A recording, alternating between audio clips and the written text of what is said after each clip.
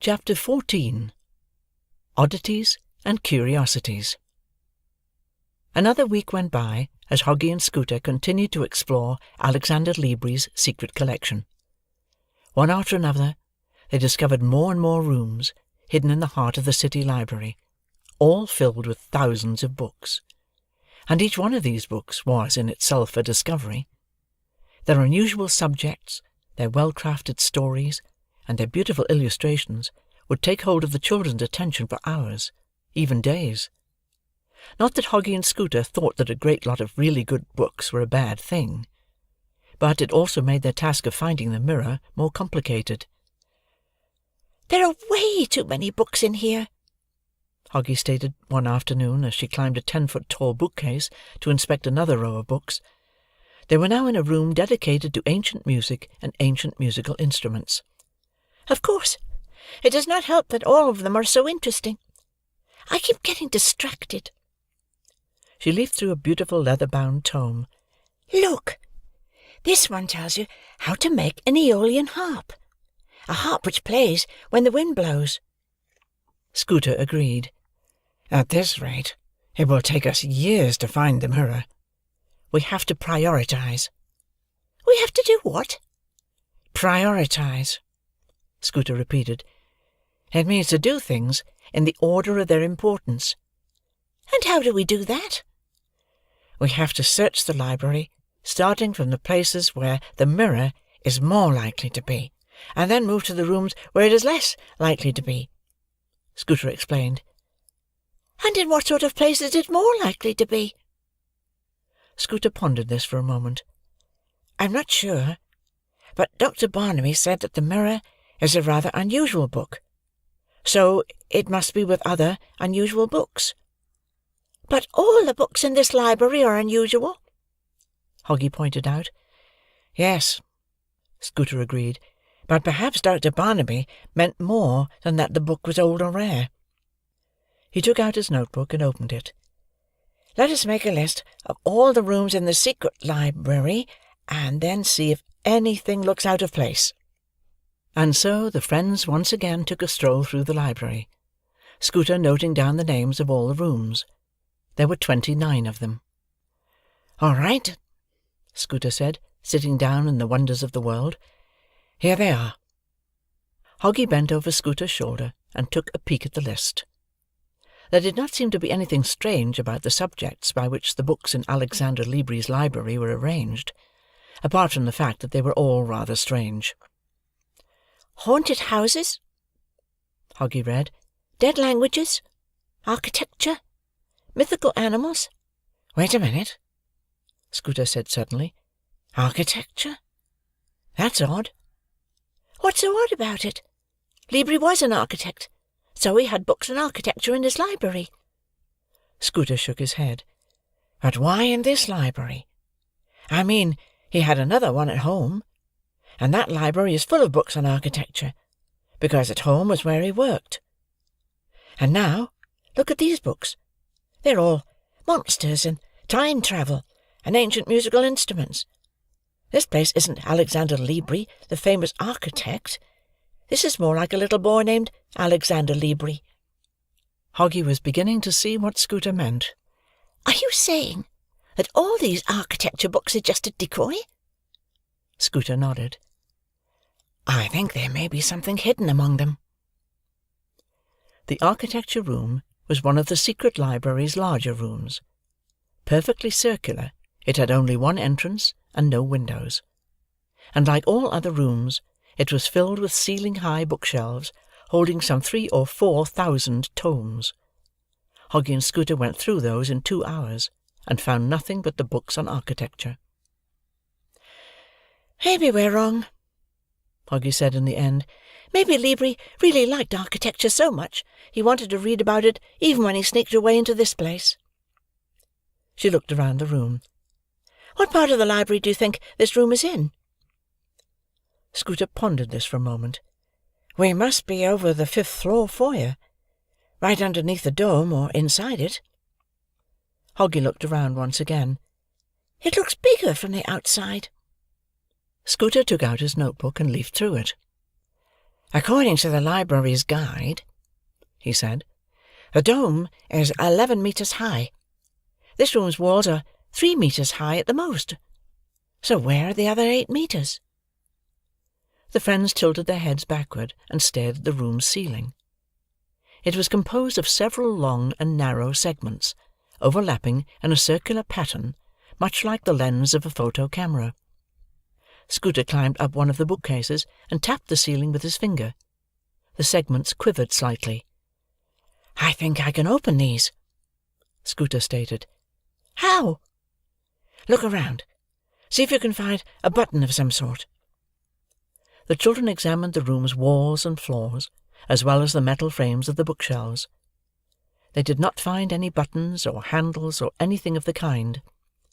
They did notice, however, that some of the shelves had clefts along the entire length of their edges, and when Hoggy shed the light of the flashlight inside the clefts, she discovered that hidden inside the shelves were long and narrow metal blades. "There is definitely something unusual about this room," Scooter declared in the end. Just then, something attracted Hoggy's attention. It was a book. Standing on one of the top shelves, it bore the unremarkable title of The Towers of Lindolino. Hoggy remembered seeing the book earlier, when she and Scooter were first examining the room. She also remembered that at the time she had a feeling that there was something odd about that particular title. Now she realized what it was. "Lindolino," she said musingly. "It isn't a real city, is it?" "It is not," Scooter confirmed. "It is from Gulliver's Travels. From that part of the book where Gulliver goes to the flying island of Laputa. Lindolino is at war with Laputa, and its people build these 4 enormous towers to stop the island from landing on the city." The children looked at the odd book with a renewed interest. "I wonder what it is about," Hoggy said. She climbed up the shelf and pulled on the book. The book tilted towards the girl, but would not come off the shelf entirely. "What on earth?" was all Hoggy had time to say before she heard a loud click, followed by a deep, strained rumble, as if some rusty mechanism came to motion. Then, suddenly, the segments of the ceiling moved apart. At the same time, a large round window opened high above, and the daylight streamed in, revealing to the children's astonished eyes yet another room. The room was enormous. It occupied the library's entire dome, and all along its 8-meter-high walls were more bookshelves with more books on them. Meanwhile, the narrow metal blades extended out of the clefts in the bookshelves, forming a staircase that wound through both rooms all the way to the top of the dome. "You know," Hoggy said, "since we met Dr. Barnaby, so many strange things have happened. Sometimes I think that nothing, I mean absolutely nothing, can surprise me any more. But then something else happens, and it just completely blows me away." For a few moments, the friends feasted their eyes on the newly discovered book collection. "What sort of books do you think these are?" Scooter asked at last. "And why do they have to be kept in a secret room in a secret library?" "They must be really rare and valuable." The friends climbed up the stairs and inspected the contents of the secret room.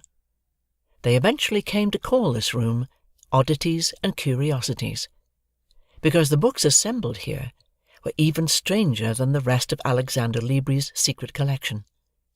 The titles alone would baffle any reader. Standing side by side on one of the lower shelves were Cyclops Chronicles, Book of Sands, and The Ear of the Storm. "How to rid your garden of moles?" Scooter read with a grimace. "What kind of a nerd wrote this?" With a snort he took the book off the shelf and opened it. The next moment the friends squealed, blinded by the sudden and powerful explosion of light. "My eyes!" Scooter yelled, covering his face with his hands. "Hoggy, what is this?" "I don't know!" Hoggy screamed. She shut her eyes so tight they hurt, and even then she could sense the light, equal in its intensity to 1,000 light bulbs, fill the room. Hoggy extended her arms and felt around for Scooter, She did not want her terrified friend to stray off the stairs and fall down. Suddenly, she detected a source of warmth. It was like holding one's hands in front of a fireplace. She inched her way towards the source. As she came closer, the warmth grew stronger. "It is coming from the stairs," Hoggie guessed. She got down on her knees and felt around. Suddenly, her fingers touched the pages of the book. The pages were hot. "It's the book!" Hoggie exclaimed. The pages burning her fingers, she felt for the book's edges, and then, in one swift movement, shut it. Very carefully, Hoggie opened her eyes. After the explosion of light, Oddities and Curiosities' room looked almost dark. Scooter was standing just a couple of steps away from her, with his hand still over his face. "It's okay, Scooter," Hoggie said. "You can open your eyes now." Scooter opened his eyes one at a time, and looked at the bizarre book. "What was that?" he asked. "How to rid your garden of moles," Hoggie said. "I guess the idea was for the light to drive the moles away." "No, I mean, how does it work?" "I don't know," Hoggie replied. "And for this reason, I think we should be super careful not to open anything here we don't want to open." "Agreed." Cautiously, Scooter selected another volume. "The Big Atlas of Stars and Planets," he read. There was a handwritten note scribbled underneath the book's title. It said, "Warning. May cause dizziness." "Shall I open it?" Scooter asked uncertainly. "All right. Just do it very slowly." Scooter cracked open the book. And as nothing terrible happened as a result, he opened the book a little more, then a little more, and a little more still, until the book's centrefold, containing a picture of a night sky with hundreds of stars sprinkled all over it, opened before the young adventurer's eyes. Although Hoggie would probably never use the word picture were she to tell anybody about the book, the thing was, the stars were blinking. Now and again, one of them would go out forever, and then another star would appear in a different part of the sky. Venus was rising slowly towards the picture's edge, and the constellations were rotating gradually as time went by. Suddenly, a comet shot across the book's page, from one corner to another. Startled, Scooter yelped and dropped the book. Panting from excitement, the children looked at each other. "Well," Scooter said, "that just disproved everything we were told in the science class." "What sort of books are these?" Hoggie asked, picking up the atlas and replacing it on the shelf. "I don't know," Scooter replied, his fears giving way to excitement once again. "But I'm not going home until I've opened every one of them." The next book was titled The Art of Impressionism. "It must be about the painting style," Scooter said. "The kind that was invented in France in the late 19th century." All the art books Hoggie had seen before were filled with photographs of paintings and artists, but surprisingly, The Art of Impressionism did not contain any pictures at all. It did not even have much text. As Scooter turned the first page, all they saw was the word sea. Hoggie was just about to say what a silly, useless book she thought it was, when suddenly she heard a tide, the monotonous and comforting purr of the sea. What was more, Hoggie could smell the sea, that unmistakable scent of salty water and kelp. It was as if she actually had been transported to the seashore. She even felt the cold breeze in her hair. Scooter turned the next page, which contained the word spring.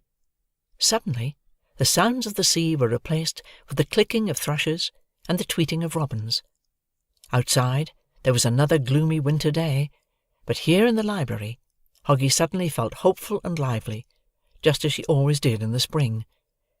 "Do you feel it too?" Hoggie asked. "I think I smell flowers," Scooter replied, stunned. "What is going on?" "This is a book of impressions," Hoggie guessed. "It actually contains impressions.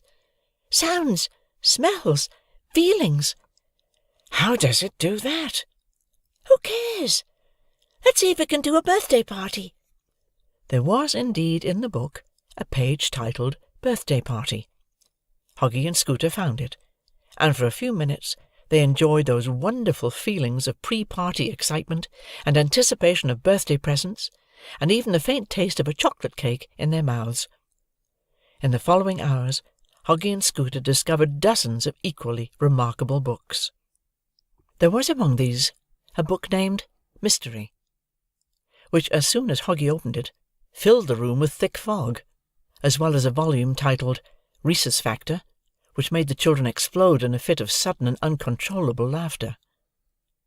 The friends were having such a good time, that for a moment they let their guard down. "You know what would be great," Scooter said, "to show this book to Pickle and Brick, and torture them with giggles until they promise not to bully anyone ever again." With these words, he took another book off a bookshelf and opened it, without even reading the book's title. The next moment, he and Hoggie were knocked off their feet by a sudden hurricane. Ah! The friends yelled in unison, as they tumbled down the stairs. Seconds later, Hoggie reached the bottom of the stairs and fell flat on her face. As she sat up, rubbing a bruised shoulder, she became aware of some loud noise coming from the upper levels of the room. Hoggie looked up and gasped.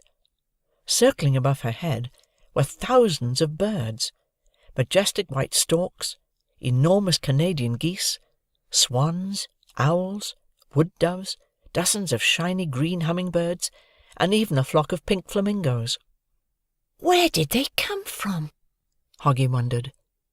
The book that Scooter had dropped was lying on the floor a few steps away.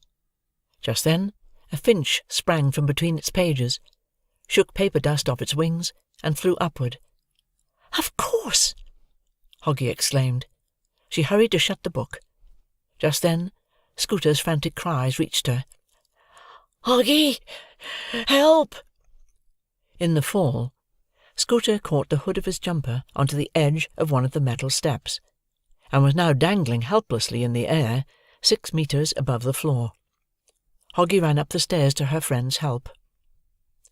Meanwhile, the birds, trapped between the walls of the dome, grew more and more restless.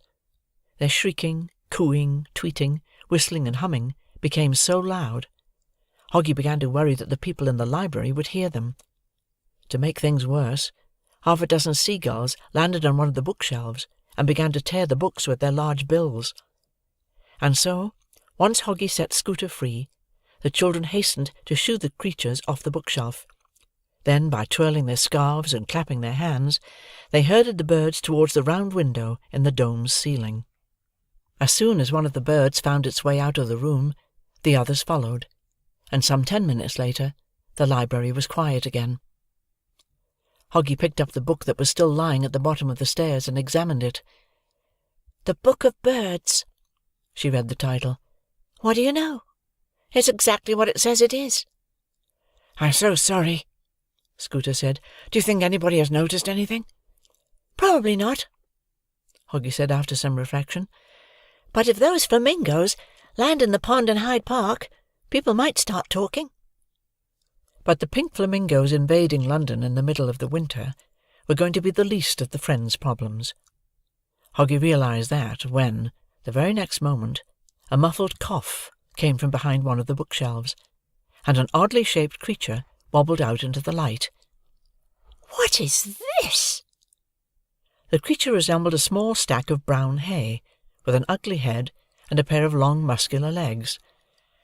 "I think it's a bird," Scooter said, cowering slightly under the stare of the creature's big eyes. "Why didn't it fly away with the rest of them?" Upon closer look, Hoggie made an amazing discovery. "It doesn't have any wings. It must be one of those Australian birds." Scooter, too, examined the bird closer. "Well, it isn't an emu. Emus are taller and fluffier. And its bill is too big, so it isn't a kiwi either." He contemplated the mysterious animal for a few minutes. A sudden thought occurred to him, but Scooter warded it off with a shake of the head. "Nah, it's impossible. What's impossible? What I think it is. Is it more impossible than a flock of Canadian geese flying out of a book? Scooter thought about it again. I suppose not. In that case it is a dodo. A dodo? Aren't they extinct? They are, Scooter confirmed. It must be a really old book. For a few moments, the friends watched the dodo stride around the room. What are we going to do with him? Hoggie wondered. We can take him to the zoo, Scooter suggested. And explain him how? By then, the dodo had found Scooter's backpack, and began to rummage through its contents. I think he likes you, Hoggie said. He's just smelling the cheese sandwiches, Scooter hurried to explain. I can't take him. You know how much they hate animals at my apartment building. Well, I can't take him either, Hoggie said resolutely. Our apartment is always full of dogs. They'll tear him to shreds. Scooter looked at the dodo's sad, awkward figure and sighed. He got himself in an impossible situation, and he knew it. Come on, Hoggie said encouragingly. Your building said it would be all right for you to have a bird, didn't they? And dodos are birds. Scooter sighed once more. All right, he conceded at last. Maybe no one will notice. Just then the dodo pulled one of the books off a shelf, and began to peck at it violently. No, Dodo, no! Hoggie shouted. Dodo, release! She grabbed the book and pulled it out of the dodo's mouth. What did he find there? Hoggie read the title of the book. The Architecture of Medieval Spain. I wonder why he chose this one. She opened the book, and immediately recoiled from it in disgust. Inside the book, in a nest of powdered paper, a huge worm was wriggling. Yuck! Hoggie shivered. A bookworm! A worm? Scooter joined Hoggie downstairs, and too looked inside the Architecture of Medieval Spain. A big one. Give it to the dodo. Hoggie grimaced. No, she said. I don't like worms, but I will not feed them to your dodo. For a few moments, she studied the intricate labyrinth that the worm had eaten inside the book.